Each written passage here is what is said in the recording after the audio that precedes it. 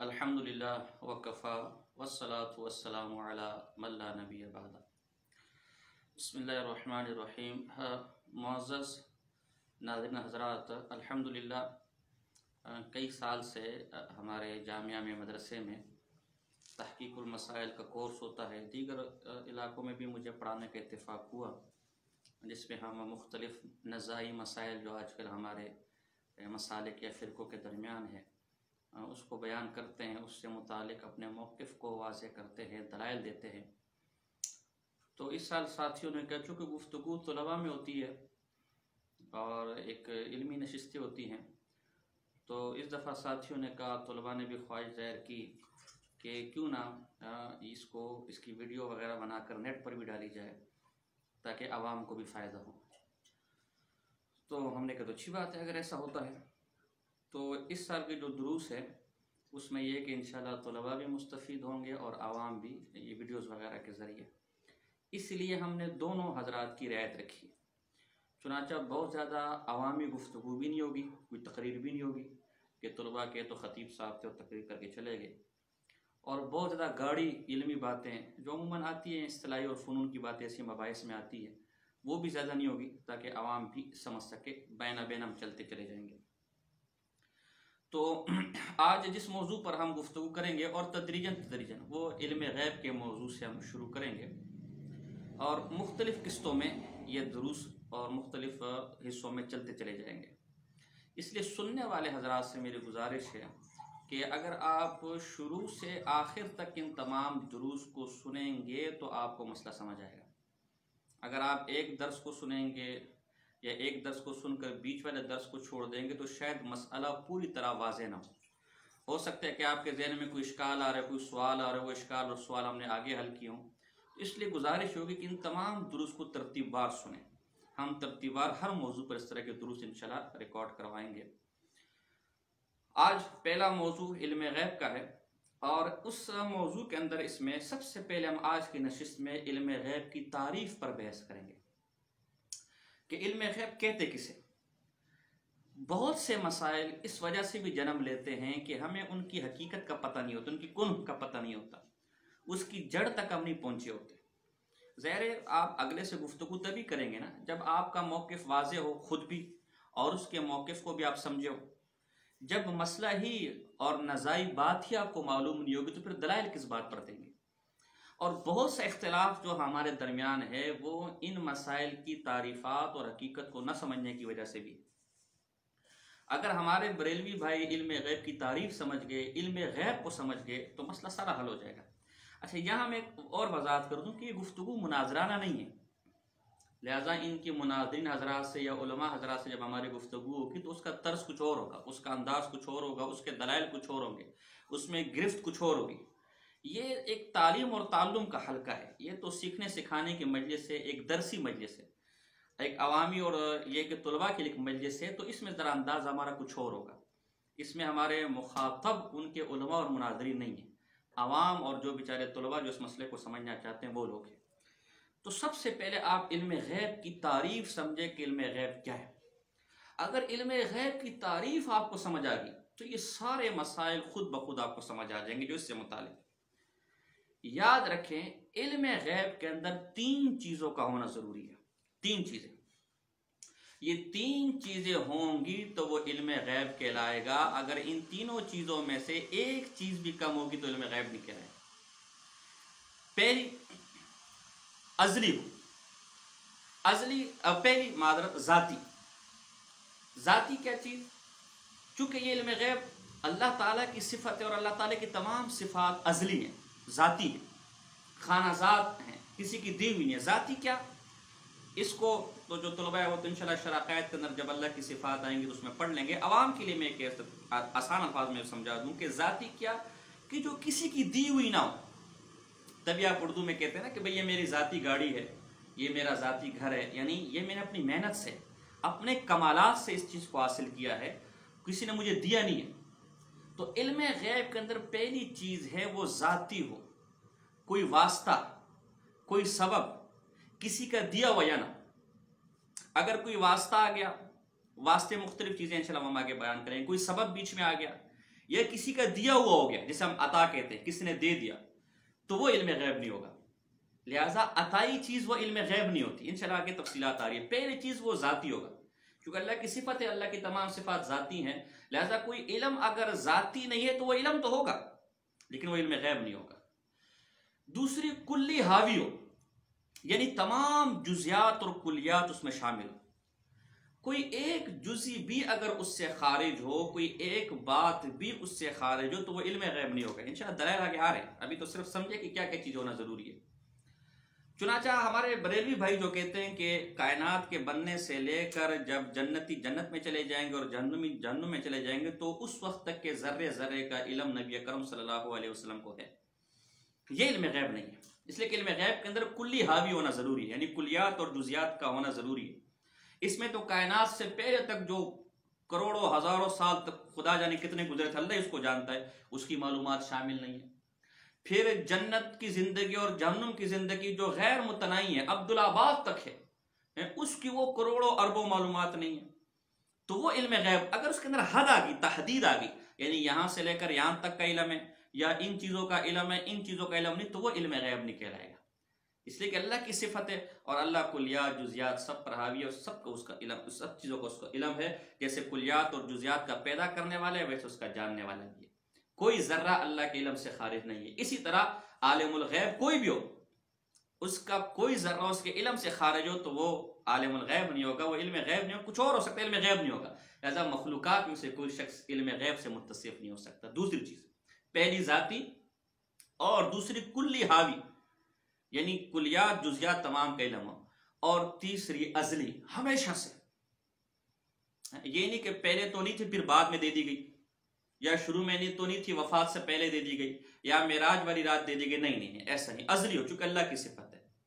تو یہ تین چیزیں جب کسی علم کے اندر ہوں گی، وہ ذاتی بھی ہو،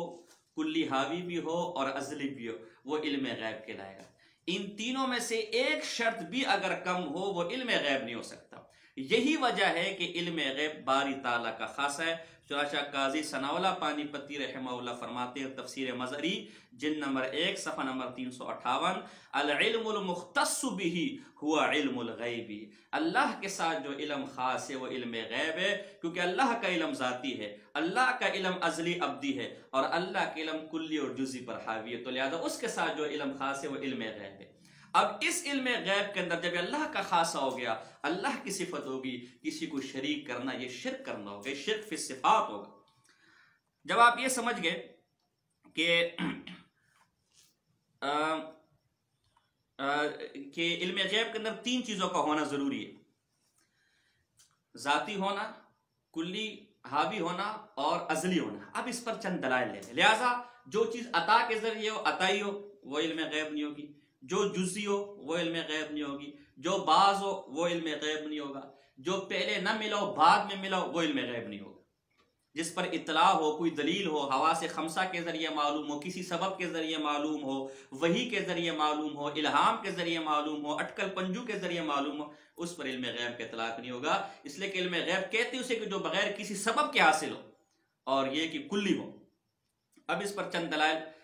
تفسیر مدارک جلد نمبر 2 صفحہ نمبر 617، اور یہ حوالہ ہمارے بریلوی حضرات کے جو حکیم الامت ہے مفتی احمد یار گجراتی صاحب، انہوں نے بھی صفحہ نمبر 104 پر نقل کیا، جاء الحق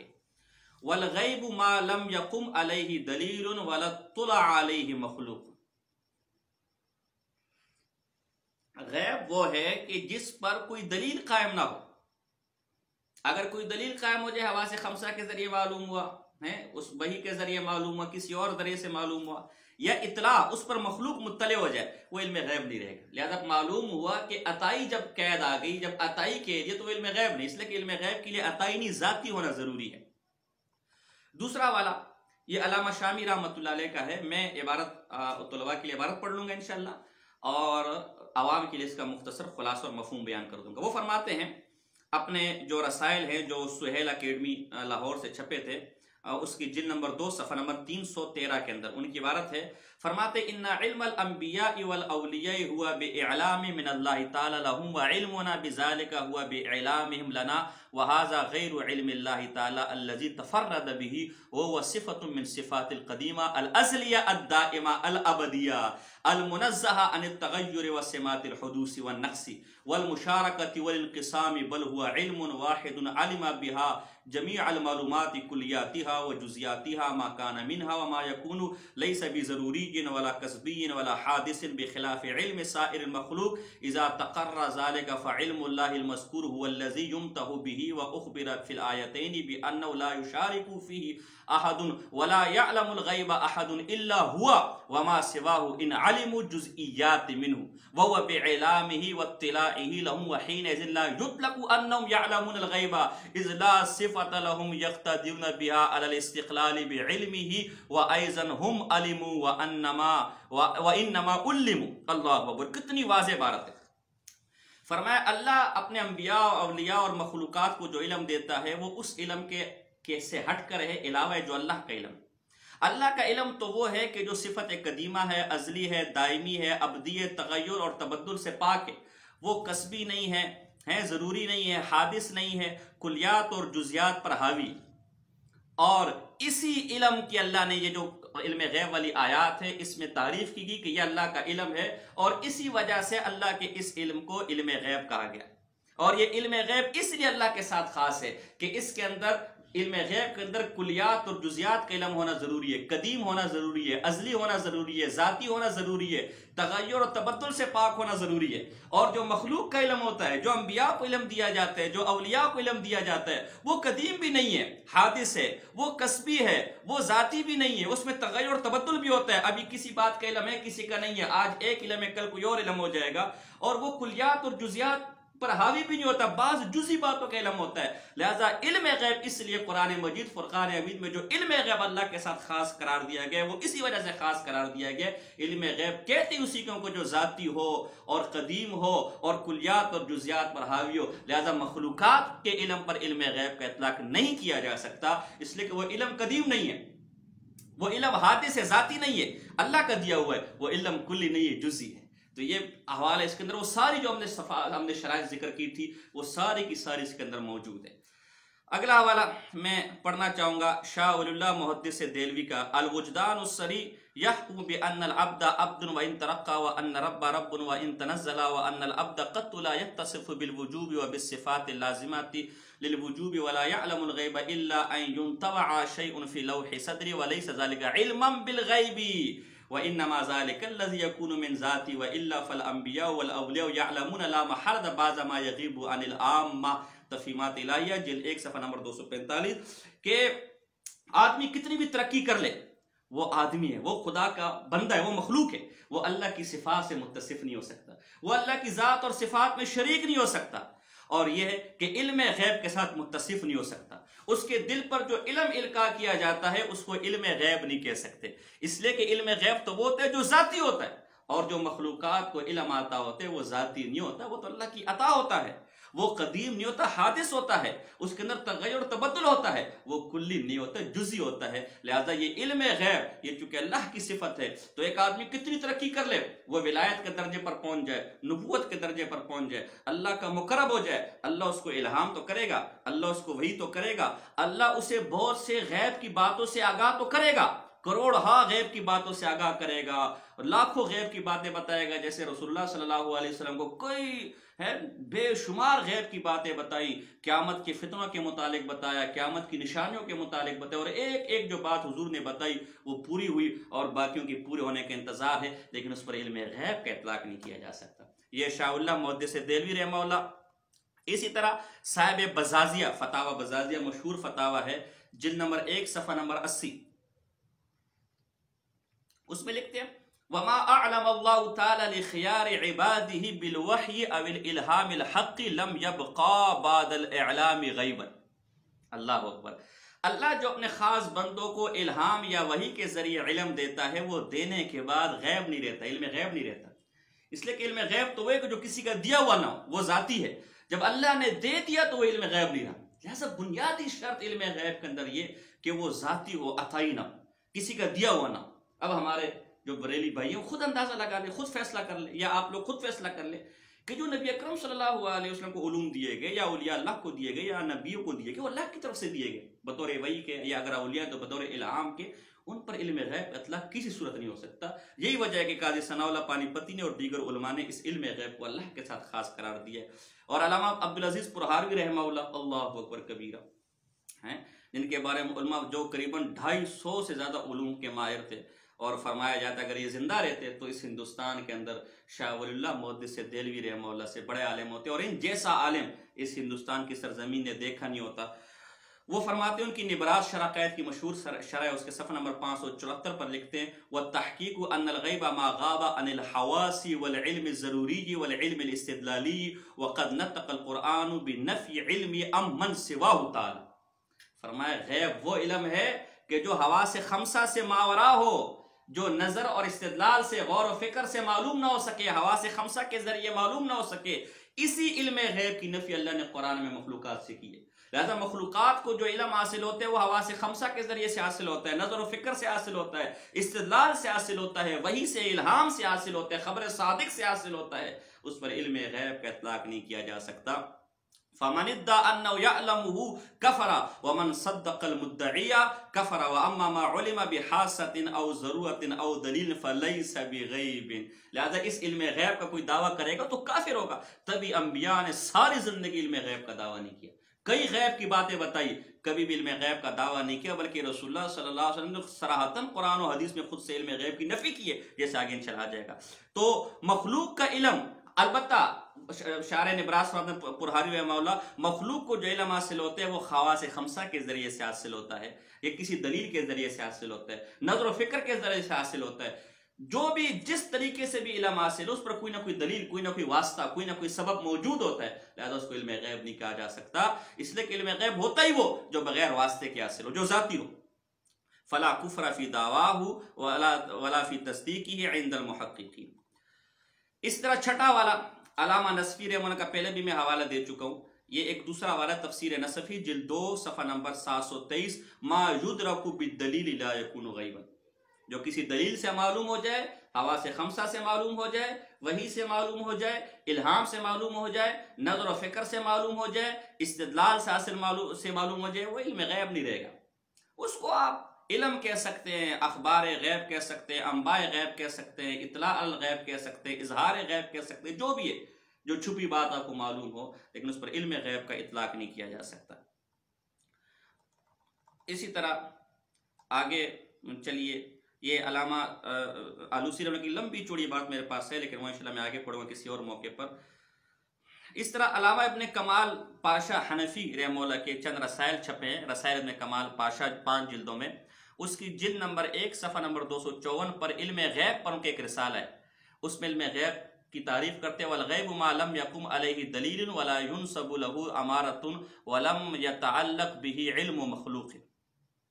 فرمایا کہ علم غیب ہے کہ اس میں کوئی دلیل اور کوئی نشانی نہ ہو، کوئی یعنی کسی دلیل سے، کسی واسطے سے، کسی ذریعے سے معلوم نہ ہو سکے، وہ علم غیب ہے. اور مخلوق کا جو علم ہوتا ہے اسے علم غیب سے کوئی تعلق نہیں، اسے علم غیب سے کوئی واسطہ نہیں. لہذا مخلوق کا علم علم غیب ہو ہی نہیں سکتا. علم غیب ہے تو اللہ کا خاصہ ہے، اللہ کا علم علم غیب ہے.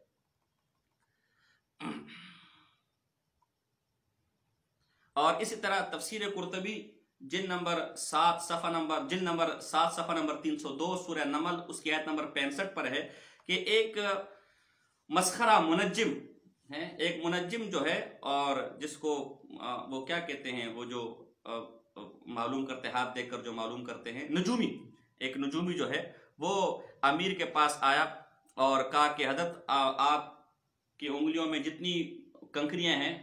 اس کو میں معلوم کر سکوں کتنی ہے. تو انہوں نے ہاتھ میں رکھی تو اس سے بتا دی کہ اتنی ہے. اس کے بعد پھر کچھ کنکریاں ہاتھ میں رکھی، اس سے بتا دی. اس کے بعد 30 دفعہ ایسا کیا تو وہ نجومی نہ بتا سکا، وہ پیشن گوئی کرنے والا نہ بتا سکا. تو اس بادشاہ نے کہا اب کیوں نہیں بتا سکا؟ اس سے کہا اس دفعہ لگتا ہے آپ نے کنکریاں ہاتھ میں رکھنے سے پہلے گنی نہیں ہے. کہا ہاں، پہلے جب میں 2 دفعہ ہاتھ میں رکھتا تھا تو میں گن لیتا تھا. تو کہا جب گن لیا اس کی گنتی آپ کے دل کے پر نقش ہوگی، مجھے معلوم ہو جاتی تھی. اب چونکہ گنا نہیں، آپ کے دماغ اور دل میں اس کی تعداد ہے نہیں، یہ غیب ہو گیا. جب غیب ہو گیا تو غیب کا سوائے اللہ کو کسی کو علم نہیں ہے. تو پتہ چلا وہ علم جو دماغ میں آ جائے، دل میں آ جائے، حواس خمسہ کے اندر آ جائے، کانوں کے ذریعے معلوم کر لو، ناک کے ذریعے، حواس کے ذریعے، زبان کے ذریعے، آنکھوں کے ذریعے، وحی کے ذریعے، خبر صادق کے ذریعے، کسی طریقے نظر و فکر کے ذریعے اٹکل پنجو لگا کر کسی طریقے سے جو علم آپ حاصل کریں وہ علم غیب نہیں ہو سکتا۔ علم غیب ہو گئے وہ جو ذاتی ہو۔ ہم نے پہلے آپ سے کہہ دیا تھا کہ 3 شرائط ہونی چاہیے، ذاتی ہو، کلی حاوی ہو، اور ازلی قدیم ہو، تغیر اور تبدل سے پاک ہو، اور اسی شرائط کو مختلف انداز سے سارے حضرات جو ہے وہ نقل کر رہے ہیں۔ ایک بات ہم نے یہ بھی کی تھی کہ وہ کلی ہو، اس پر پیچھے بھی حوالے گزر چکے ہیں۔ ایک حوالہ اور مطول، اس کا صفحہ نمبر 137 ہے، اس میں الاستغراق ضربان حقیقی وهو ان يراد كل فرد مما يتناوله اللفظ بحسب اللغة نحو عالم الغیب والشہادہ۔ فرمایا ایک استغراق کی 2 قسمیں، ایک استغراق حقیقی جو ہر فرد کو شامل ہو، کوئی فرد، کوئی ذرہ، کوئی جزئی اس سے خارج نہ ہو، جیسے عالم الغیب والشہادہ، جیسے عالم الغیب والشہادہ کا لفظ، تو پتہ چلا علم غیب کے اندر ہوگا کلی، کوئی بھی جزئی اگر خارج ہو اس سے، کوئی بھی جزئی آپ کو معلوم نہ ہو تو وہ علم غیب نہیں ہو سکتا۔ تو ہمارے بریلی بھائی جو کہتے ہیں کہ جب حضور کا علم صرف وہاں تک ہے کہ جب جنتی جنت میں جائیں گے، جہنمی جہنم میں جائیں گے، اور عالم کے بنانے سے پہلے بھی کیا تھا، حضور کو اس کا علم نہیں تھا، اور حضور کو پوری زندگی بھی کلی علم غیب نہیں ہوا، تدریجاً تھوڑا تھوڑا کر کے علم ملتا رہا، اور وفات سے پہلے وہ علم مکمل ہوا، تو وہ تو سینکڑوں کروڑوں جزیات خارج ہیں اس سے، وہ علم غیب نہیں ہو سکتا۔ اب ذرا خود ہمارے بریلی بھائیوں کے چند حوالے ملاحظہ فرما لے۔ بریلی بھائیوں کے اور ہمارے بریلی حضرات کے حکیم علومت مفتی احمد یار گجراتی صاحب وہ لکھتے ہیں غیب کی تعریف، غیب وہ چھپی ہوئی چیز ہے جس کو انسان نہ تو آنکھ، ناک، کان وغیرہ حواس سے محسوس کر سکے اور نہ بلا دلیل بداعتن عقل میں آ سکے۔ جالک صفحہ 46۔ تو انسانوں کا تو جتنا بھی علم ہوتا ہے وہ حواس خمسہ کے ذریعے ہوگا،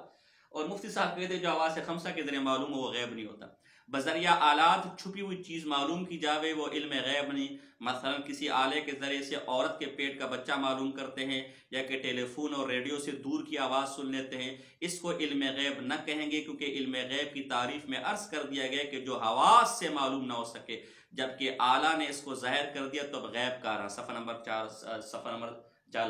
48۔ بالکل صاف سی بات ہے، آلات کے ذریعے، اسباب کے ذریعے، حواس خمسہ کے ذریعے سے جو علم آپ کو حاصل ہو وہ علم غیب نہیں ہو سکتا۔ تو مخلوقات کا جتنا بھی علم ہے وہ حواس خمسہ کے ذریعے اور آلات اور اسباب کے ذریعے سے ہی ہے۔ مولانا مزہ خان بریلی صاحب ملفوظات اعلیٰ حضرت ان کے ہیں، صفحہ نمبر 283 ہے اور حصہ 100 میں، اس میں لکھتے ہیں علم جب غیب کی طرف مضاف ہو تو اس سے مراد ذاتی ہوتا ہے۔ تو علم غیب میں آپ دیکھیں علم غیب کی طرف مضاف ہے کہ نہیں، تو اس سے مراد علم غیب ذاتی ہوتا ہے، اور یہ اللہ کا خاص ہے۔ تو ہم نے پہلے کہہ دیا کہ علم غیب ہوتا ہی ذاتی ہے، جو عطائی ہے وہ علم غیب ہو ہی نہیں سکتا، لہذا مخلوقات کے علم کو علم غیب کے نا بے وقوفی ہے۔ اسی طرح لکھتے ہیں کہ علم غیب عطا ہونا اور لفظ عالم الغیب کا اطلاق، ہماری تحقیق میں یہ غلام رسول سیدی صاحب کی حوالہ ہے، ہماری تحقیق میں لفظ عالم الغیب کا اطلاق حضرت عز و جل کے ساتھ خاص ہے کہ اس سے عرفاً علم بالذات متبادر ہے، یعنی عالم الغیب کا لفظ وہ اللہ کے ساتھ خاص ہے۔ کیوں کہ عالم الغیب سے عام طور پر جو معنی سمجھ آتے ہیں وہ علم ذاتی ہے، اور علم ذاتی اللہ کے ساتھ خاص ہے، لہذا مخلوقات میں سے کسی کو عالم الغیب نہیں کہہ سکتے۔ تو یہی بات ہم کہتے ہیں کہ علم غیب بھی اللہ کے ساتھ خاص ہے، علم غیب سے بھی مراد علم ذاتی ہوتا ہے، وہ بھی اللہ کا خاص ہے، مخلوقات کے علم پر علم غیب کا اطلاق نہیں کیا جا سکتا۔ کشاف کے حوالے سے فرماتے ہیں المراد بالخفی الذی لا ينفذ فی ابتداء الا علم اللطیف الخبیر ولہذا لا يجوز ان یطلق فیقال فلان یعلم الغیب۔ چونکہ علم غیب جب مطلق ذکر کیا جاتا ہے اس سے مخلوقات کے علم مراد نہیں ہوتا، اللہ کے علم مراد ہوتے ہیں، اللہ کا ذاتی علم مراد ہوتے ہیں، لہذا مخلوقات پر اس کا اطلاق جائز نہیں ہے۔ اور دیگر بھی انہوں نے حوالے پیش کیے۔ رضا خانی مناظر ایک ہے، بریلی مناظر ہیں، ایک ہمارے بریلی بھائیوں کے مناظر ہیں مفتی عبد المجید سیدی،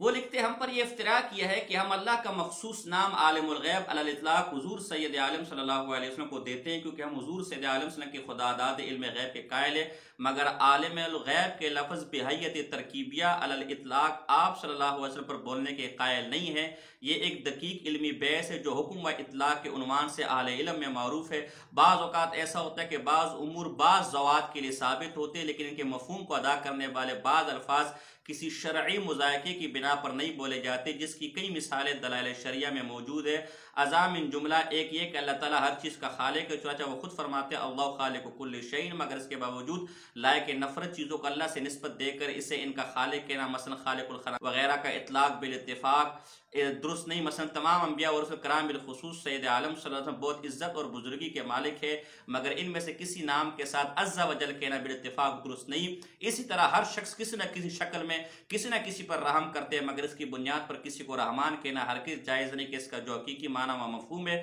وہ محض اللہ تعالیٰ کے ساتھ خاص ہے۔ یہی فلسفہ عالم الغیب کے لفظوں میں ہے، اس میں علم ذاتی، ازلی، ابدی، مطلق، محیط، تفصیلی کا بیان ہے، جو کسی کے لیے ماننا اسے الہ ماننا ہے۔ علم النبی پر اعتراضات کا قلقمہ صفحہ 20 کاظمی کتب خانہ۔ اللہ اکبر۔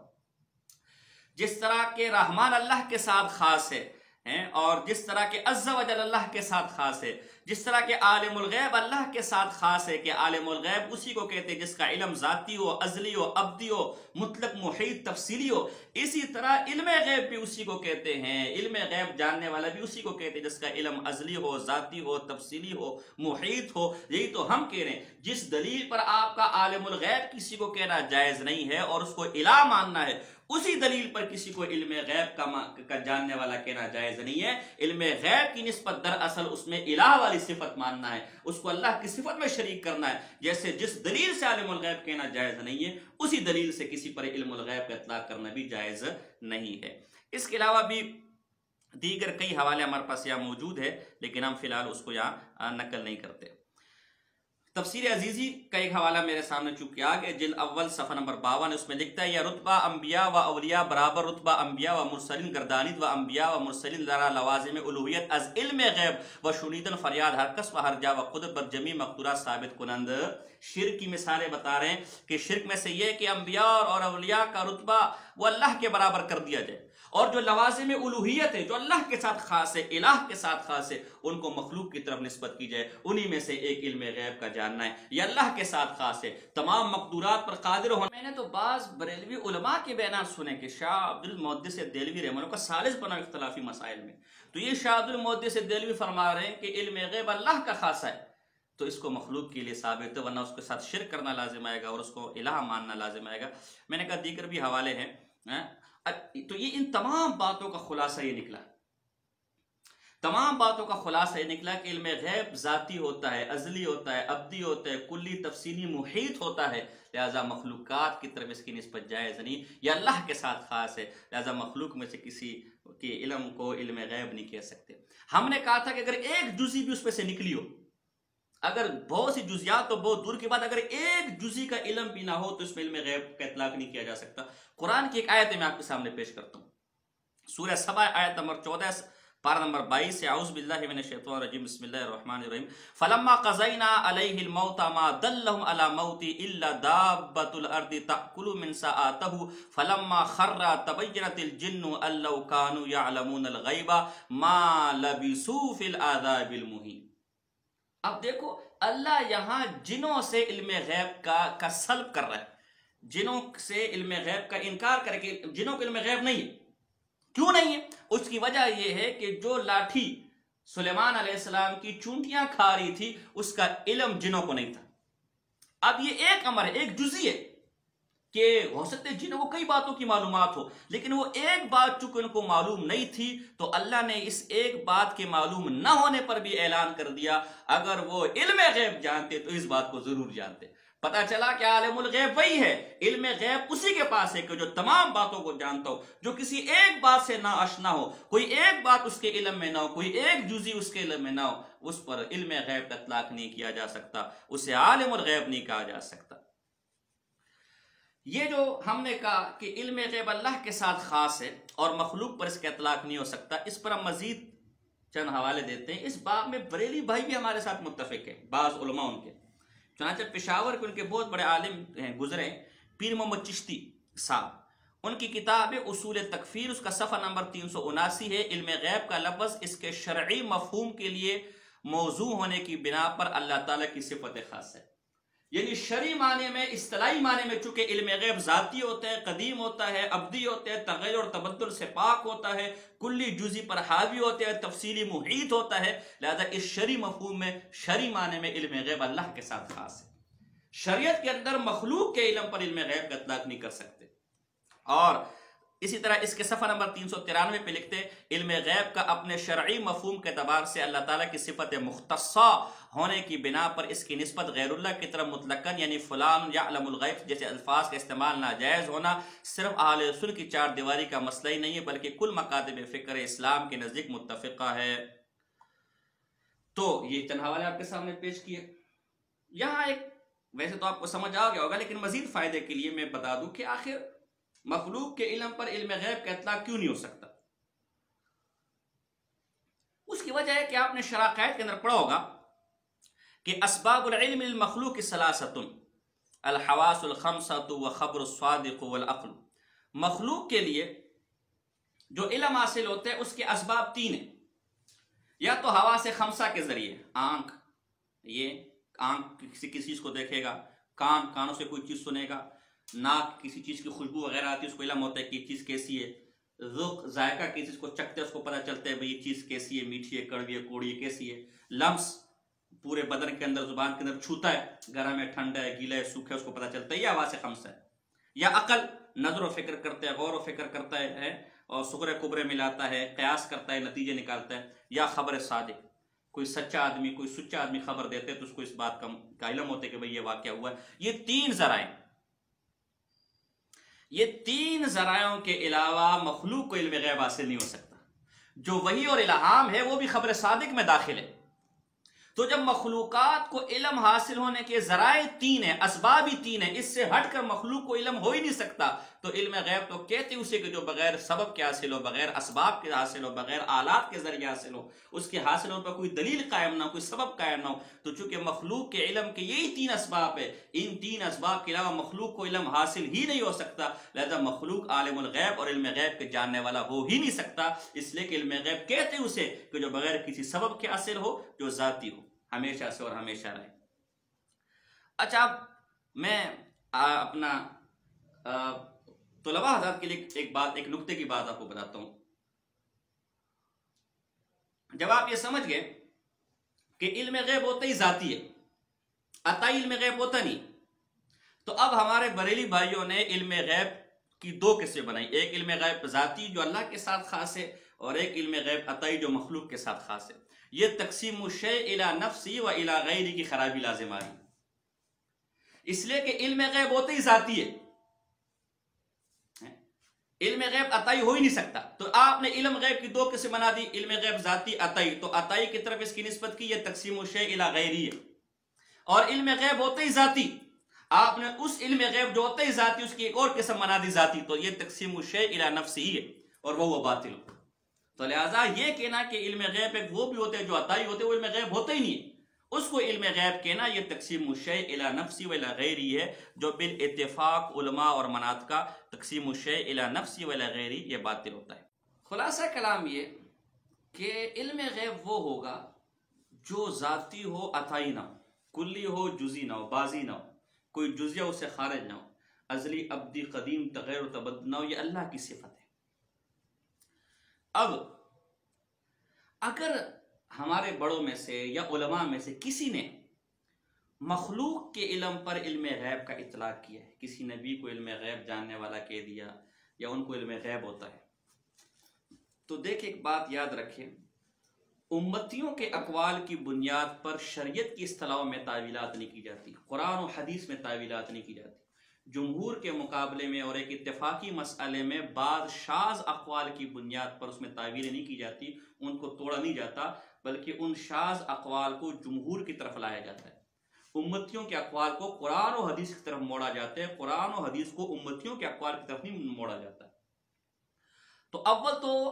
وہ صحیح سند سے ثابت نہیں ان بزرگوں سے، اگر صحیح سند سے ثابت بھی ہے تو ہم کہتے ہیں وہ لغوی اعتبار سے، مثلا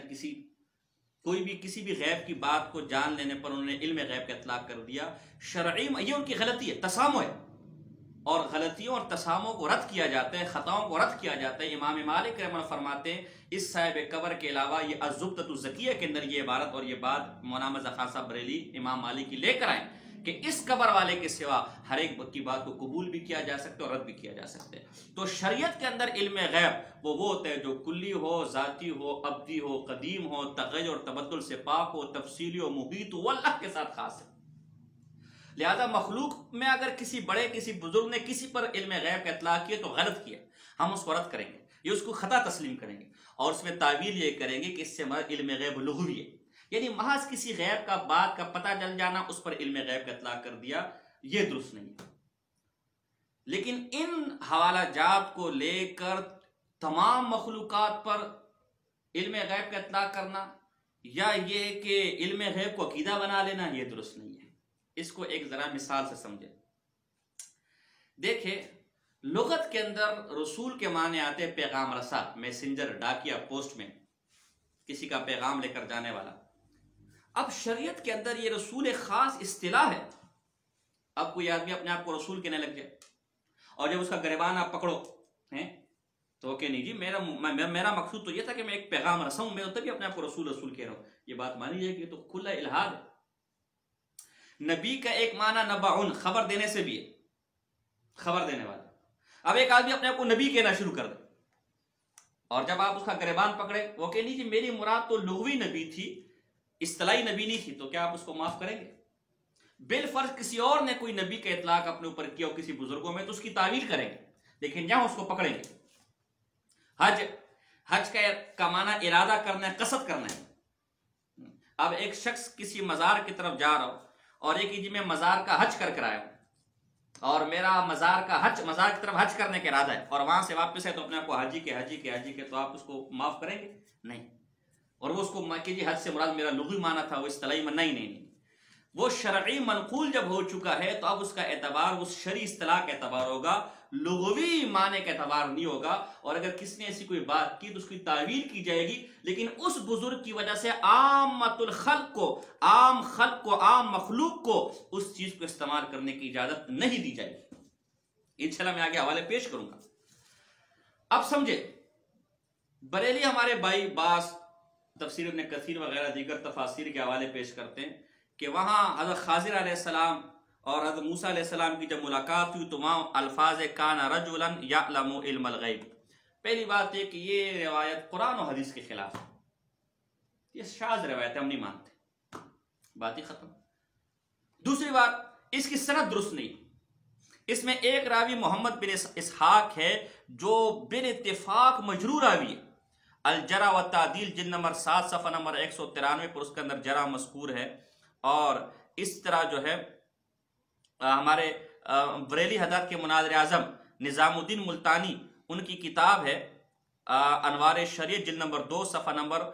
49، اس میں لکھتے ہیں کہ تمام محدثین نے مانا ہے کہ جس کو یحییٰ بن قطان چھوڑ دے گے ہم بھی اس کو چھوڑ دیں گے۔ اور یحییٰ بن قطان نے محمد بن اسحاق کے بارے میں لکھا ہے کہ اشہد ان محمد بن اسحاق کذاب،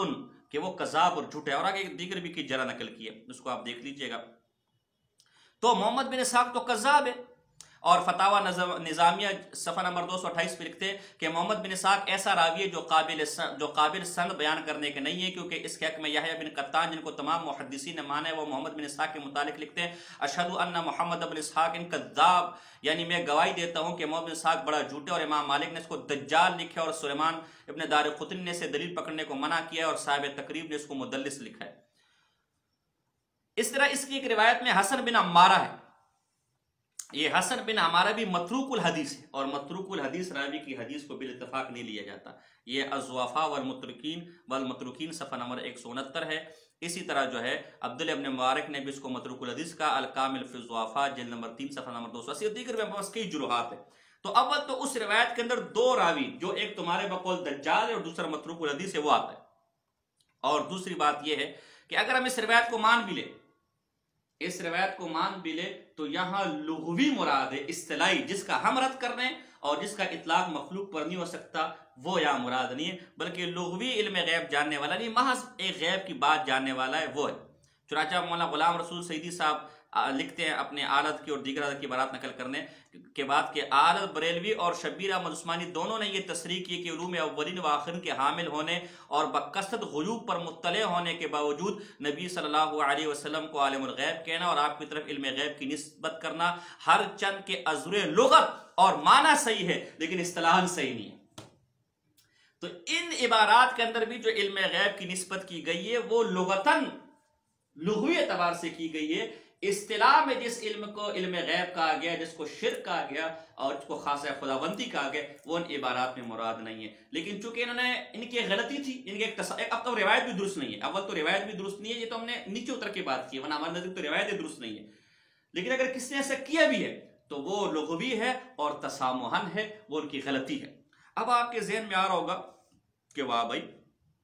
اگر آپ کے مولوی کوئی غلطی کرے تو آپ اس کو تسامح کہتے ہیں، غلطی کہتے ہیں، اور ہم اگر کوئی بات کریں اور ہم آج اگر اس علم غیب کا اطلاق نبی اکرم صلی اللہ علیہ وسلم پر کریں تو آپ ہم پر شرک کے فتوے لگاتے ہیں، آپ ہم پر کفر کے فتوے لگاتے ہیں۔ تو میرے بھائی ان بزرگوں کا مقام کچھ اور ہے، وہ حالت جذب میں ہوں گے، دھیان نہیں ہوگا، خطا ہو گئی ہوگی، انسان ہے، ان کو آپ اپنے اوپر قیاس نہ کریں۔ اور یہ صرف ہمارا قاعدہ اصول اور ضابطہ نہیں ہے بلکہ آپ کا بھی ہے۔ چنانچہ آپ کے شارح بخاری شریف الحق امجدی، ان کا فتاوہ ہے، فتاوہ شارح بخاری جلد نمبر 1 صفحہ نمبر 535 536، اس کے اندر آپ کے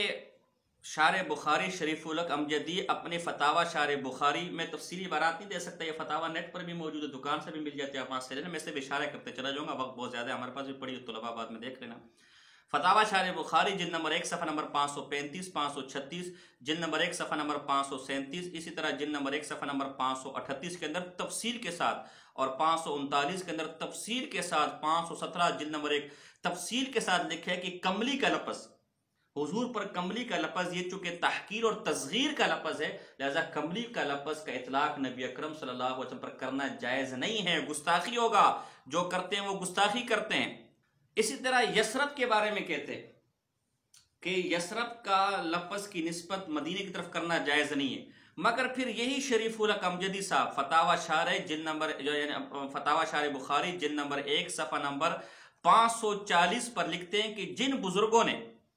اپنے اشعار میں مدینے کی طرف یثرب کی نسبت کی ہے یا اپنے اشعار میں حضور علیہ السلام کی طرف کملی کی نسبت کی ہے، وہ تسامحاً ہے، ان کی توجہ نہیں گئی، وہ خطاً ہے، لہذا اس کو بنیاد بنا کر اب اس لفظ کی اجازت نہیں دی جا سکتی۔ ظاہر ہے کہ عدم توجہ کا ثمرہ ہے۔ اسی طرح جن اکابر کے کلام میں لفظ کملی وارد ہے وہ اسی بنا پر ہے کہ اس جانب توجہ نہ ہوئی کہ یہ کلمہ تصغیر ہے، ورنہ وہ ہرگز استعمال نہ کرتے۔ اور جو بعض اکابر کے کلام میں آگے اس کا جواب یہ دیتے، کبھی ایسا ہوتا ہے کہ اکابر سے بھی بوجہ بے التفاتی اس قسم کی لغزش ہوتی چلی آئی ہے۔ فتاوی شارح بخاری جلد نمبر 1 صفحہ نمبر 537۔ تو کملی کے لفظ کو انہوں نے خود تصغیر کا لفظ کہا، توہین کا لفظ کہا، تحقیر کا لفظ کہا، اور نبی اکرم صلی اللہ علیہ وسلم کی طرف توہین کے الفاظ، تصغیر کے الفاظ، تذلیل کے الفاظ یہ منسوب کرنا یہ کفر ہے۔ اسی طرح مدینے کو یثرب کہنے کو انہوں نے گستاخی قرار دیا، لیکن پھر خود ہی مثالیں دی کہ بزرگوں نے اپنے اشعار کے اندر کملی کے لفظ کی نسبت بھی رسول اللہ کی طرف کی ہے، یثرب کے لفظ کی نسبت بھی رسول اللہ کی طرف کی ہے، تو کہا یہ ان کی توجہ نہیں جا سکی، ان سے لغزش ہوگی۔ اگر ان کی توجہ ہوتی، وہ توجہ کرتے تو کبھی بھی لفظ استعمال نہ کرتے۔ تو اگر بالفرض ہمارے کسی بزرگ کی کتاب کے اندر یا عبارت کے اندر حضور علیہ السلام کے علم کے لیے علم غیب کا لفظ آ گیا یا مخلوق کے علم کے لیے علم غیب کا لفظ آ گیا، تو وہ عدم توجہ کی بنا پر، لغزش کی بنا پر، خطا کی بنا پر ان کی توجہ اس طرف نہیں گئی، اگر توجہ اس طرف گئی ہوتی وہ لفظ کبھی بھی استعمال نہ کرتے۔ لہٰذا ان کی باتوں کو بنیاد بنا کر آج مخلوق کے علم کو، آج رسول اللہ صلی اللہ علیہ وسلم کے علم غیب کو علم غیب کہنا یا انہیں عالم الغیب کہنا بالکل بھی جائز نہیں ہوگا، جیسا کہ کملی اور یثرب جن لوگوں نے استعمال کیا ان حوالوں کو لے کر یثرب اور کملی کے لفظ کے اطلاق کی اجازت آپ کے بزرگوں نے نہیں دی ہے۔ تو یہ ذرا آپ ضرور اس کو یہاں یہ مغالطہ دیتے تو اس کو ذرا اپنے ذہن میں رکھیے گا۔ اللہ اکبر۔ اب یہاں آخری علم غیب کی تعریف جب ہوگی تو اب ایک آخری مغالطے کی طرف میں توجہ دلانا چاہتا ہوں۔ بڑا ایک اچھا سوال ہے، ہمارے بہت سے بریلی بھائی سوال کرتے ہیں کہ میرا بھائی ٹھیک ہے، آپ کہتے ہیں کہ حضور علیہ السلام کے علم پر یا مخلوقات کے علم پر یا انبیاء کے علم پر جن کو غیب کی باتیں حاصل ہوتی ہے ان کو آپ اخبار غیب تو کہہ سکتے ہیں، اطلاع الغیب کہہ سکتے ہیں، اظہار غیب کہہ سکتے ہیں، انباء غیب کہہ سکتے ہیں، لیکن علم غیب نہیں کہہ سکتے۔ تو سوال ہے کہ جب وہ کسی بات کی ان کو خبر ہوگی، کسی غیب کی بات کی خبر ہوگی، تو وہ خبر علم کو لازم ہے نا۔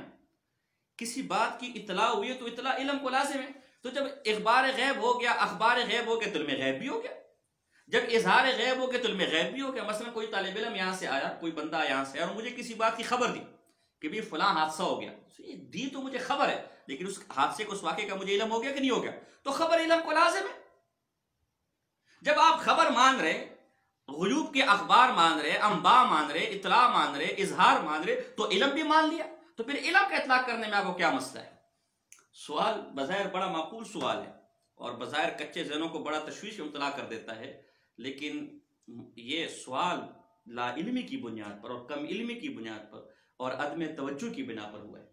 اور اس کا جواب الحمدللہ علامہ آلوسی نے دیا۔ انشاءاللہ میں کوئی بات اپنی طرف سے نہیں کروں گا، یہ میرا آپ سے وعدہ ہے۔ انشاءاللہ جو بات بھی کروں گا بحوالہ بات کروں گا، اور الحمدللہ ہماری عادت یہی ہے، اور طلباء کو بھی ہم نے یہی عادت سمجھائی ہے کہ اپنی طرف سے کوئی بات نہیں کرنی، جو بات کرنی بحوالہ۔ دیکھیں، ایک ہے کسی چیز کا لغتاً درست ہونا، لیکن اسی چیز کو شریعت نے اپنے خاص مزاج، خاص معنی میں استعمال کیا، تو وہ لفظ اگرچہ لغتاً تو درست ہوگا، لیکن شریعت کی جانب دیکھتے ہوئے شرعاً اس کا استعمال درست نہیں ہوگا۔ پیچھے علامہ عبدالمجید سعیدی صاحب کا حوالہ گزر چکا ہے، اس نے کئی مثالیں دی، عز و جل کے لفظ کی مثال دی، رحمان کے لفظ کی مثال دی، عالم الغیب کے لفظ کی مثال دی، کہ لغوی اعتبار سے تو رسول اللہ صلی اللہ علیہ وسلم کے لیے استعمال کرنا جائز ہے، لیکن چونکہ شریعت میں خاص معنی میں استعمال ہے، اللہ کا خاص ہے، لہذا مخلوقات پر اس کا اطلاق نہیں ہو سکتا۔ آپ میں سے ہر آدمی، میں نے نبی کی مثال دی، رسول کی مثال دی، میں نے حج کی مثال دی، میں نے آپ میں سے ہر آدمی اپنے بچوں کے لیے کوئی نہ کوئی رزق کا بندوبست کرتا ہے، روٹی کا بندوبست کرتا ہے، تو اس بنیاد پر آپ کو رزاق نہیں کہہ سکتے۔ اللہ کی ایک صفت قیوم ہے، ثابت رکھنے والا، قائم رکھنے والا، باقی رکھنے والا، تو آپ میں سے ہر ایک آدمی کوئی نہ کسی چیز کو قائم کیے ہوئے، کسی نہ کسی کو ثابت کیے ہوئے، لیکن اس بنیاد پر قیوم کا اطلاق آپ پر نہیں کیا جا سکتا۔ تو کسی غیب کی بات کی مجھے خبر ہو جانا یا اطلاع ہو جانا، یہ لغوی اعتبار سے علم کو لازم ہے، بالکل، لیکن چونکہ علم غیب کا لفظ شریعت میں خاص اصطلاح ہے، لہذا اخبار غیب تو اس کو کہیں گے، اطلاع غیب تو کہیں گے، لیکن علم غیب نہیں کہیں گے، کیونکہ علم غیب شریعت کی اصطلاح ہے۔ جیسے کسی چیز کا ارادہ کرنا وہ حج ہے لغت کے اعتبار سے، دعا کرنا یہ بھی صلاۃ ہے، لیکن یہ کہ شریعت میں صلاۃ اور حج خاص الفاظ ہے، لہذا لغت کو دیکھتے ہوئے اس کا استعمال جائز نہیں ہوگا۔ خبر دینا نباؤن، خبر دینا، لیکن لغت کو دیکھتے ہوئے کسی پر نبی، کسی خبر دینے والے پر نبی کا اطلاق کرنا درست نہیں ہوگا۔ یہ بات علامہ آلوسی رحمہ نے اعتراض بھی قائم کیا اور جواب بھی دیا، اور اس کا خلاصہ یہ ہے کہ علم غیب کہتے اسے کہ جو بغیر آلے کے، جو بغیر سبب کے، جو بغیر واسطے کے ملے۔ جب واسطہ آ گیا، سبب آ گیا، دلیل آ گیا، آلہ آ گیا، حواس خمسہ آ گیا، الہام آ گیا، وحی آ گئی، جبرائیل آ گیا، فرشتہ آ گیا، وہ علم غیب نہیں رہا۔ اب یہ سوال کہ جب علم غیب نہیں رہا تو کسی بھی ذریعے سے علم حاصل ہو تو علم تو ہے وہ، تو اس پر علم غیب کا اطلاق کیوں نہیں کر سکتے؟ انہوں نے جواب دیا، جو جواب میں نے دیا، کہ ایک چیز لغتاً تو درست ہوتی ہے، لیکن شرعاً اس کا استعمال جائز نہیں ہوتا۔ تو کسی غیب کی بات کا خبر ہو جانا اگرچہ وہ بھی علم ہے، لیکن چونکہ شریعت میں علم غیب خاص اصطلاح ہے جو ذاتی ہو، کلی ہو، تفصیلی ہو اور قدیم ہو، تغیر اور تبدل سے پاک ہو اور اللہ کی صفت ہے، لہذا شریعت میں اس علم غیب، اخبار غیب کا اطلاق تو کریں گے، اطلاع الغیب کا اطلاق تو کریں گے، انباء غیب کا اطلاق تو کریں گے، لیکن علم غیب کا اطلاق نہیں کریں گے۔ یہ ان کی بات کا مختصر خلاصہ ہے، طلباء کے لیے میں عبارت بھی پڑھ لیتا ہوں۔ اللہ اکبر کبیرہ۔ یہ تفسیر المعانی ہے، جلد نمبر 20 ہے، صفحہ نمبر 11 جو ہمارے پاس ایڈیشن ہے، اس میں لکھا ہے لا یقال یجوز علی ھذا ان یقال اعلم فلان الغیب، بلکہ میں تھوڑا جو ہے وہ پیچھے سے تفصیلی بات جو جس میں یہ بھی لکھا ہے کہ علامہ آلوسی نے کہ اگر واسطہ اور سبب آ گیا تو علم غیب نہیں رہے گا، اس کو بھی پڑھ دیتا ہوں تاکہ پوری بات واضح ہو جائے۔ قل لا يعلم من في السماوات والارض الغیب الا اللہ وما يشعرون ایان یبعثون، اس کے تحت لکھتے ہیں لعل الحق ان يقال ان علم الغیب المنفی عن غیر جل وعلا هو ما كان للشخص لذاته ای بلا واسطة في ثبوت له وهذا مما لا يعقل لأحد من أهل السماوات والأرض لمكان الإمكان فيهم ذاتا وصفة وهو يأبى ثبوت شيء لهم بلا واسطة ولعل في تعبير المستثنى منه بمن في السماوات والأرض إشارة إلى علة الحكم وما وقع الخاص ليس من هذا العلم المنفي في شيء ضرورة أنه من الواجب عز وجل أفاض عليهم بوجه من وجوه الإفاظة فلا يقال إنهم علموا الغيب بذلك المعنى ومن قالوا كفر قطعا وإنما يقال إنهم أظهروا بالبناء للمفعول وہی مخلوقات کے علم چونکہ واسطے سے سبب کے ذریعے سے ہوتا ہے نا لہذا اس پر عالم الغیب علم غیب کا اطلاق نہیں کریں گے بلکہ کہیں گے کہ اطلاع دی گئی ہے اظہار کیا گیا ہے اچھا علی الغیب او نحو ذلك مما یفہم الواسطہ فی ثبوت العلم لهم کہ جس کے ذریعے سے ان کے لیے اس علم کے ثبوت میں کسی واسطے کا مفہوم سمجھ آئے ایسا لفظ استعمال کریں گے کہ جس سے پتہ چلے کہ کوئی نہ کوئی واسطہ اس علم کو حاصل کرنے کا علم غیب کا اطلاق نہیں کریں گے کیونکہ علم غیب کا تو مطلب یہ ہوگا کہ ان کو بغیر کسی واسطے سے وہ علم ملا ہے وَيُؤَيِّدُ مَا ذُكِرَ أَنَّهُ لَمْ يَجِئْ فِي الْقُرْآنِ الْكَرِيمِ نِسْبَةُ عِلْمِ الْغَيْبِ إِلَى غَيْرِ تَعَالَى أَصْلًا اور کہ اس کی دلیل یہ ہے کہ علم غیب کا لفظ قرآن مجید میں مخلوقات کے لیے آیا ہی نہیں ہے کیوں کہ علم غیب میں واسطے نہیں ہوتے اور مخلوق کو جو علم ملتے ہیں وہ واسطوں کے ذریعے ملتا ہے لہذا مخلوق کے علم کے لیے ایسے لفظ کا استعمال کریں گے جس سے کسی واسطے کا پتہ چلے اظہار غیب اطلاع غیب انباء الغیب اخبار غیب علم غیب کا اطلاق نہیں کریں گے وجاء الازہار علی الغیب لمن ارتضى سبحانہ من رسول لا يقال اظہار غیب کا لفظ تو آیا ہے لیکن علم غیب کا لفظ نہیں ہے یہ اعتراض نہ کیا جائے وہ اعتراض جو بھی میں نے آپ کو جو ہمارے بریلی بھائی کرتے ہیں میں اس کا جواب دیا فرماتے لا يقال يجوز على هذا ان يقال اعلم فلان الغیب بالبناء للمفعول ايضا على معنى ان الله تعالى اعلمه وعرفه ذلك بطريق من طرق الاعلام والتعريف ومتى جاز هذا جاز ان يقال علم فلان الغیب بقصد نسبة علم الحاصل من اعلام اليه لان نقول لا كلام في جواز اعلم بالبناء للمفعول وانما الكلام في قولك ومتى جاز هذا جاز ان يقال فنقول ان اريد بالجواز في تالي شرطيه الجواز معنى اي صحه من حيث المعنى فمسلم لكن ليس كل ما جاز معنى بهذا المعنى فرماتے ہیں اگر لغتاً خلاصہ کلام چونکہ وقت کم ہے تو لغتاً تو ہمیں انکار نہیں ہے لیکن ضروری ہے کہ جو چیز لغتاً صحیح ہے وہ شرعاً بھی جائز ہو ليس كل ما جاز معنى بهذا المعنى جاز شرعا استعماله وان اريد الجواز شرعا بمعنى عدم المنع من استعماله فهو ممنوع لما فيه من الايهام والمصادمه لظواهر الايات كآية قل لا يعلم من في السماوات والارض الغيب الا الله قرآن کی چونکہ کئی آیاتوں سے پھر ٹکراؤ بھی آئے گا لہذا اجازہ علم غیب کا اطلاق مخلوق پر نہیں کر سکتے وغیرہ وقد سمعت عن الامام ربانی قدس سرہ نورانی انه حتى كل الحد على من قال الله سبحانه لا يعلم الغيب متعبرا له بما تقدم لما فيه من المصادمه للنصوص القرآنيه وغيرها لہذا مخلوقات پر علم غیب کا اطلاق کرنا اس سے چونکہ قرآن کی دیگر آیتوں سے ٹکراؤ آتا ہے لہذا مخلوقات کے علم پر علم غیب کا اطلاق نہیں کریں گے اور یہ جو آپ نے تعویل کی ہے یہ اگرچہ لغتاً درست بیٹھ رہی ہے لیکن ضروری ہے کہ جو چیز لغتاً درست ہو وہ شرعاً بھی درست ہو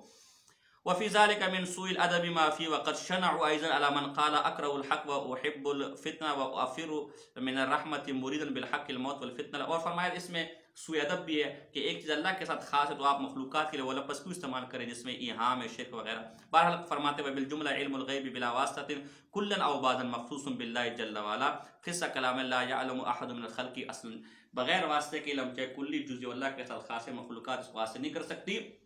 لہذا یہ کہنا کہ اخبار بھی علم کو لازم ہے انباء بھی علم کو لازم ہے تو علم غیب کا اطلاق کر سکتے ہیں یہ لغتاً تو ٹھیک ہے لیکن ضروری ہے کہ جو چیز لغتاً صحیح ہے وہ شرعاً بھی صحیح ہے تو چونکہ شرعاً علم غیب مخلوق پر اس کا اطلاق نہیں کر سکتے لہذا مخلوقات کو کسی صورت بھی عالم الغیب یا علم غیب کا جاننے والا نہیں کہہ سکتے خلاصہ کلام ہماری آج کی بحث کا یہی نکلا کہ علم غیب وہ اللہ کا خاصہ ہے یہ وہ علم ہے جو علم اللہ کے ساتھ خاص ہے کیونکہ علم غیب اسے کہتے ہیں جو ذاتی ہو اور ذاتی صفت اللہ کا خاص ہے علم غیب اسے کہتے ہیں جو کلی جزئی تفصیلی محیط ہو کلی حاوی ہو اور یہ اللہ کا خاص ہے مخلوقات کو حاصل نہیں ہو سکتا علم غیب اسے کہتے ہیں جو ازلی ابدی قدیم تغیر تبدل سے پاک ہو اور یہ صفت اللہ کی مخلوقات کو حاصل نہیں ہو سکتی مخلوقات کو جو علم حاصل ہوتے ہیں وہ حواس کے ذریعے حاصل ہوتے ہیں خبر صادق کے ذریعے سے حاصل ہوتے ہیں عقل کے ذریعے حاصل ہوتے ہیں یہ سارے وسائط ہیں واسطے ہیں اسباب ہیں دلائل ہیں اس علم کے حاصل کرنے کا اور جس علم پر واسطے قائم ہو جائے حواس قائم ہو جائے دلائل قائم ہو جائے آلات قائم ہو جائے وہ علم غیب نہیں ہو سکتا تو خلاصہ کلام جب علم غیب کی تعریف آپ کے ذہن میں بیٹھ جائے گی علم غیب کی تعریف آپ کے ذہن میں بیٹھ جائے گی تو پھر مسئلہ آپ کا حل ہو گیا کہ حضور کو جو علم ملے اسے آپ اظہار کے جیسے قرآن نے کہا اخبار کے جیسے قرآن نے کہا، انباء کے جیسے قرآن نے کہا، اطلاع کے جیسے قرآن نے کہا، علم غیب نہیں کہہ سکتے۔ لہٰذا سمجھ لیں ہمارا اختلاف جو ان بھائیوں کے ساتھ ہوگا وہ نبی کریم صلی اللہ علیہ وسلم کے علم میں نہیں ہوگا۔ جو حضور کے علم کا منکر ہے وہ تو کافر ہے، حضور کی غیب کی باتوں میں نہیں ہوگا۔ ہم تو مانتے، ہم تو پڑھاتے ہیں، میں خود پڑھا رہا ہوں میرے بھائی، میں خود حدیثی کتابیں پڑھا رہا ہوں، اور ہمارا چونکہ سال کا آخر چلا ہے، کتاب الفتن ہی چل رہا ہے، اور عجیب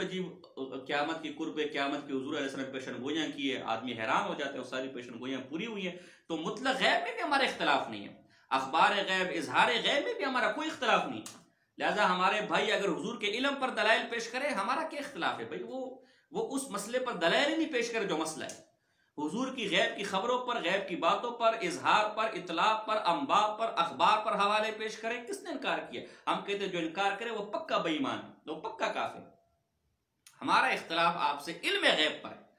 آپ نے علم غیب ثابت کرنا ہے، اور علم غیب اللہ کا خاصہ ہے، لہذا اس کا ثابت کرنے والا اس کا عقیدہ پھر درست نہیں ہوگا۔ وہ اللہ، وہ الہ مان رہے دراصل حضور علیہ السلام کو، وہ مخلوق نہیں مان رہے، اس لیے کہ یہ الہ کی صفت ہے کہ کسی کو علم غیب ہو، جیسے کہ شاہ عبد المحدث دہلوی رحمہ اللہ، شاہ ولی اللہ محدث دہلوی رحمہ اللہ اور دیگر اعضاء سے ہم نے ثابت کیا۔ تو وقت کافی ہو چکا ہے، یہ پہلا ہمارا آج کا درس تھا جس میں ہم نے علم غیب کی تعریف پر گفتگو کی۔ انشاءاللہ تدریجاً آپ کے ذہن میں سوالات ہوں گے، اس کو ابھی سنبھال کے رکھیں، آگے دیگر بھی کئی چیز آئیں گے، پھر دلائل آئیں گے، یہ چلتا چلا جائے گا درس جو ہے۔ تو جب مکمل ہو جائے پھر جو آپ کے ذہن میں سوال ہو آپ انشاءاللہ کریں، اور ان سے اس کے جوابات بھی ملیں گے۔ اس کو خوب اچھی طرح سمجھ لیں، علم غیب کی تعریف جب آپ کو سمجھ آ گئی تو آپ کو سارے مسائل سمجھ آ جائیں گے۔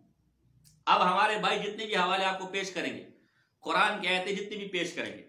حدیثیں جتنے بھی پیش کریں گے، اس کا تعلق یا حضور کے علم سے ہوگا، یا اخبار سے ہوگا، یا اظہار سے ہوگا، یا اطلاع سے ہوگا۔ تو آپ اس میں کیا اختلاف ہے؟ آپ اس کو کیا پریشانی ہے؟ آپ کو اس سے آپ نے کہنا ہے مجھے وہ دلیل دو کہ جو علم غیب کی تعریف پر فٹ آتی ہو، جو علم غیب کی تعریف پر صادق آتی ہو۔ تو اللہ پاک جو ہے وہ سمجھنے اور سمجھانے کی توفیق عطا فرمائے۔ وما علینا الا البلاغ المبین۔